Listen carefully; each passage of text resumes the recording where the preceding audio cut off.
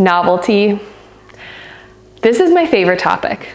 Like hands down, I think this is the most useful tool because it is fun and the possibilities are endless and it does not have to be expensive.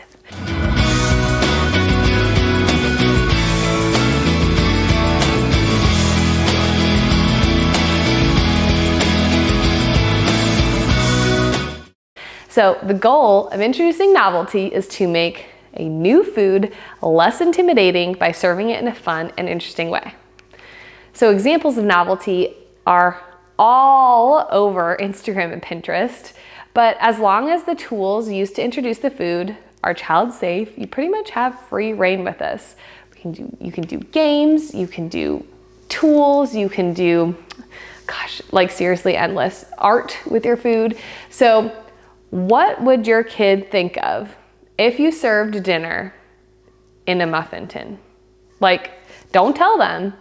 Instead of putting a plate down on the table, just give them a muffin tin with their dinner. Or what if you, instead of putting a fork next to their plate to eat their dinner, you gave them these? We're like, good luck, Joey. You don't get a fork tonight. You get the tongs. Have fun eating your asparagus with these because that's really fun to try.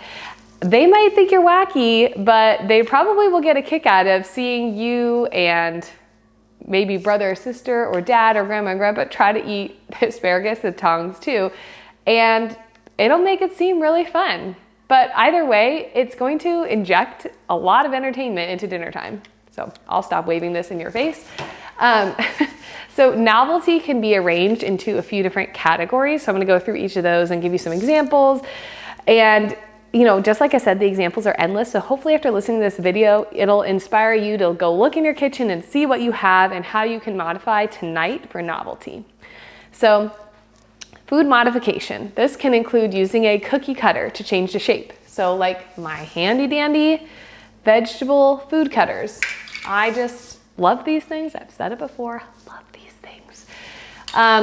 It can include like using a cookie cutter to change the shape of a sandwich, or veggie cutters to change the shape of carrots. Instead of carrot slices, they're carrot stars.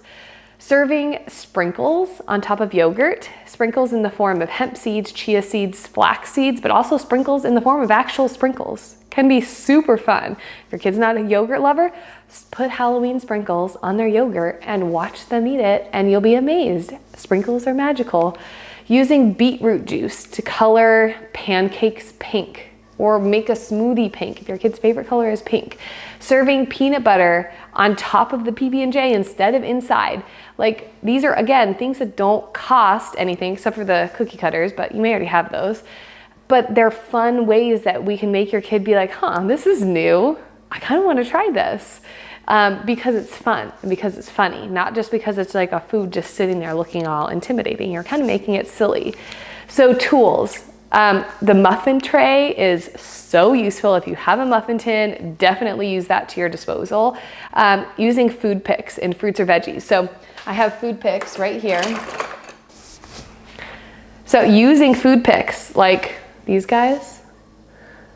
So obviously they're a choking hazard for younger kids, but I love food picks. They just make food so much fun if you can eat them off of a little giraffe. It's science. Actually, it's not, but it works with a lot of kids. Mini tongs instead of forks. So you can get mini tongs at IKEA. Breaking out the baby utensils. Maybe your kid hasn't seen those in a long time and you serve a baby spoon with their dinner and they're gonna be like, what are you doing, Mom? It's fun, enjoy it. Straws with soup or with the milk with their cereal. Serving dinner on holiday themed plates or like the leftover paper plates from the last party you had that are sitting in your pantry and you're probably never gonna use but you're hanging on to for some reason. Serve dinner on those. Using a spatula instead of regular utensils.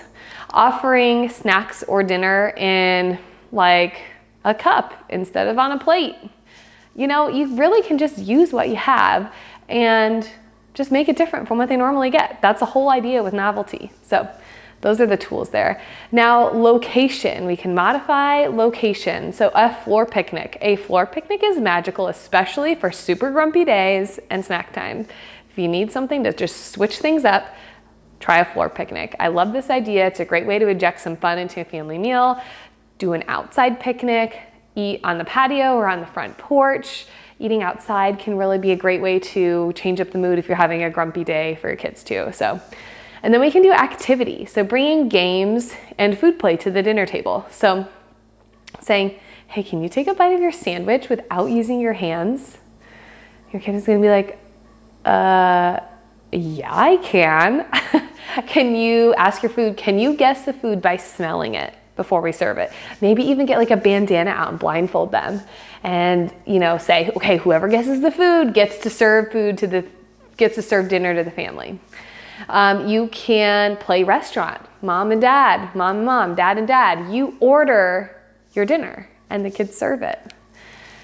So making it fun here, although this video here is short, this activity is so powerful and it can be used a million different ways. Infuse the use of novelty throughout all of your picky eating practices and anytime you're having trouble introducing something new. Kids learn through play and they learn through fun, and that includes food. So I want to clarify though, I mentioned it before, probably twice already in this video, but you do not have to buy a bunch of new things. Well, there are lots of fun tools to buy on my Amazon shop or maybe other Instagram influencers that you follow, which I love these tools, but you don't need any of these. You can use what you have at home and you can make it fun. I think you'll find that not only does it help, like novelty tools, help with the introduction of new foods, particularly veggies, but novelty tools can also help with meals when you're away, such as school lunches. So like including a food pick with your school lunch, including like every time you get a new lunch box, I mean, which obviously isn't gonna happen a lot, but that makes it exciting too. Having your kid open their school lunch and their sandwich is shaped like an A and their name is Alice. Like that is pretty exciting for a young kid. But these things can help meal times be more relaxing, more laid back and fun. And I'm all about fun when it comes to food. So your homework, just like novelty, this topic, keep things fun and laid back. Try using novelty with the foods that your child struggles with and do it with some foods that they do great with too. We don't just want the fun only reserved for the foods that cause a bit of stress or are challenging. Keep novelty in your regular rotation, in your tool belt. Remember, it doesn't have to be hard, it doesn't have to be expensive, and it doesn't have to be time consuming. As simple as getting a random utensil out for their dinner can make things exciting. So the goal here is laughter, giggles, fun, and surprise. Serve food in an unexpected way or make it fun, keep it simple. This strategy works wonders.